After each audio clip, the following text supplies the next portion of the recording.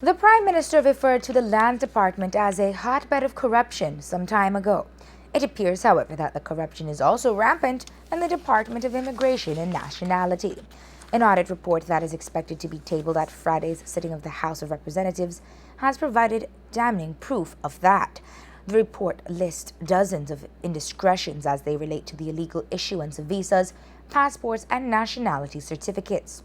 As it relates to passports, the report noted that 55,579 passports were approved without biometric checks during the period April 2011 to September 2013. It concludes that the passport issuance system was breached and cited several things leading to the conclusion, such as the data capture operator did not always take a live facial image of applicants. Passport application forms were photocopied and did not have the identical surname as what was subsequently printed in the passports, and a number of other irregularities. The report notes that many stolen, unaccounted, and fraudulent manual, jumbo, and ordinary passports were found among the cancelled passports presented to the Audit Department. It points out that there are weaknesses and a lack of control in the Belize passport issuance system. One passport that was issued was from a stolen series that was found to be missing over 5 years prior from the Belmopan Immigration Office. In the report, it was also found that an alleged human trafficker was able to obtain Belizean nationality by registration. There are dozens of missing passport applications, and they have been found to be for the foreigners who are able to enter Belize on a visa and get their nationality within days, weeks, and sometimes even months. The ever-popular case of Wong Hong Kim was detailed in that report, and it includes the outcome of interviews conducted with several staff members.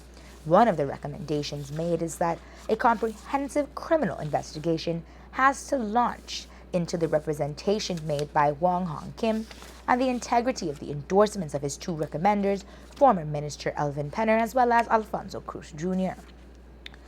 There are many other cases that are detailed, and from what we have seen, the names of government ministers called in signing and pushing documents without proper documentation include John Saldiva, Carlos Perdomo, Elvin Penner, Gottman Hulse, and Erwin Contreras.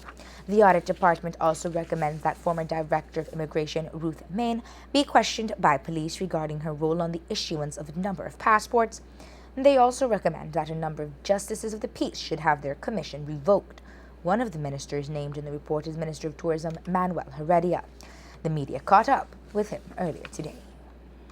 I might be for one or two probably recommendation, not really facilitation, but recommendation of one particular in my constituency, Kikakar, the wife of a Chinese over there. Other than that, I have nothing to do personally with facilitations of visas and so. But again, we have to remember, as politicians, people will come to you for a recommendation. A recommendation is merely say, I know this person says.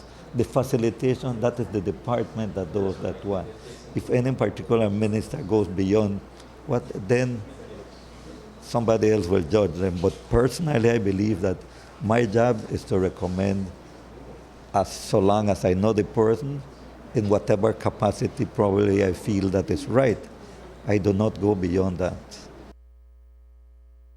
United States Ambassador to Belize Carlos Moreno stated that he has not yet read the report, but the embassy will be assisting Belize upon request in any investigations. I'm looking forward to reading it, and ultimately, if there are ways that the U.S. government can assist in terms of investigations and so forth, I think if we're asked to participate, we'll be happy to do so. When it comes to the issue of easy access to Belizean official documents, Ambassador Moreno stated that it is a concerning issue for the U.S. because they accept the documents presented by Belizeans on good faith. Ambassador Moreno also commented that if a situation arises for Belize to investigate fraudulent U.S. documents presented to Belizean authorities, they will do everything to assist in investigating. That is very concerning to the United States government because as part of the U.S. visa process, we rely and we expect that the documentation that is going to be presented to us is legitimate. And if there's any fraud involved in the obtaining of those Belizean documents, of course, that is a very, very great concern to us because we certainly do not want people entering the United States whose credentials are false in the first instance. Fraudulent U.S. documents that are presented to Belizean authorities, and that would be a great concern. So we would actively pursue any kind of fraudulent U.S. document that would be presented to Belize. I expect that we would fully cooperate with Belizean authorities who suspected that U.S. documents were fraudulent.